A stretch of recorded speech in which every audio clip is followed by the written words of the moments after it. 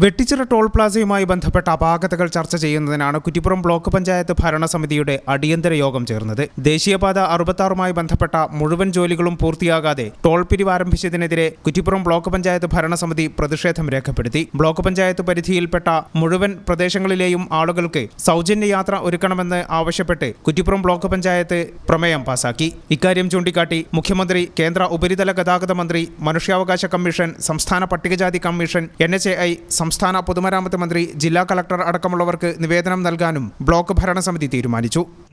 Kuttippuram block പഞ്ചായത്തിന്റെ പരിധിയിൽ വരുന്ന പ്രദേശങ്ങൾ മുഴുവൻ സൗജന്യ യാത്ര അനുവദിക്കുന്ന രൂപത്തിൽ, അഥവാ ടോൾ കൊടുക്കാതെ വാഹനങ്ങൾക്ക് കടന്നു പോകാനും വരാനുമുള്ള സൗകര്യം ഉണ്ടാക്കുന്നതിലേക്ക് ആവശ്യമായി ബന്ധപ്പെട്ട അധികാരികളെയും അതുപോലെ തന്നെ ബഹുമാനപ്പെട്ട മുഖ്യമന്ത്രിക്കും കേന്ദ്ര ഉപരിതല ഗതാഗത മന്ത്രിക്കും നിവേദനം നൽകാനും, കുറ്റിപ്പുറം ബ്ലോക്ക് പഞ്ചായത്തിൽ നിരവധി ഭിന്നശേഷി വിദ്യാലയങ്ങളും ബഡ്സ് റീഹാബിലിറ്റേഷൻ സെൻ്ററുകളും ഒക്കെ പ്രവർത്തിക്കുന്നതുകൊണ്ട്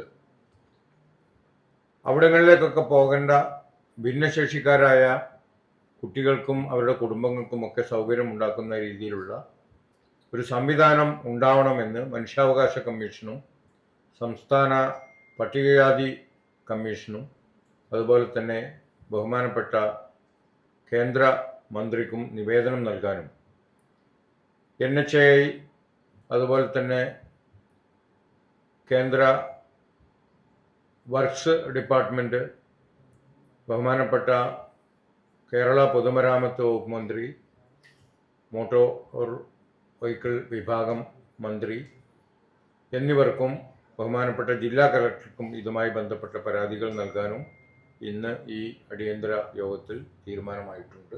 എല്ലാ നിയമ സംവിധാനങ്ങളെയും വെല്ലുവിളിച്ചുകൊണ്ടാണ് ടോൾ പിരിവ് മുന്നോട്ടു പോകുന്നതെന്ന് ബ്ലോക്ക് പഞ്ചായത്ത് പ്രസിഡന്റ് അജയ് കുമാർ പറഞ്ഞു. വികസനത്തിന് എതിരല്ലെന്നും നിയമം പാലിക്കാതെ മുന്നോട്ടു പോകുന്ന സംവിധാനത്തെ എതിർക്കുമെന്നും അദ്ദേഹം വ്യക്തമാക്കി. വെട്ടിച്ചിറയിലെ നാഷണൽ ഹൈവേ ടോൾ പിരിവുമായി ബന്ധപ്പെട്ടുള്ള കാര്യമാണ്. വികസനത്തിന് നാട്ടുകാരും ജനങ്ങളും ഭരണസമിതിയൊക്കെ അനുകൂലിക്കും. പക്ഷെ അതോടൊപ്പം തന്നെ സ്ഥലം വിട്ടുകൊടുത്ത അല്ലെങ്കിൽ ഈ പദ്ധതിയെ വളരെയധികം ആത്മാർത്ഥമായി പിന്തുണച്ച ആ ജനങ്ങളെ തന്നെ ബുദ്ധിമുട്ടിച്ചുകൊണ്ടാണ് അതോറിറ്റി ഇപ്പോൾ ടോൾ പിരിവ് നടത്തുന്നത്. അവരുടെ പണി പൂർത്തിയാക്കാതെ അതോടൊപ്പം തന്നെ എല്ലാ മാനദണ്ഡങ്ങളും ലംഘിച്ചുകൊണ്ടാണ് ഇപ്പോൾ ടോൾ പിരിവ് നടത്തുന്നത്.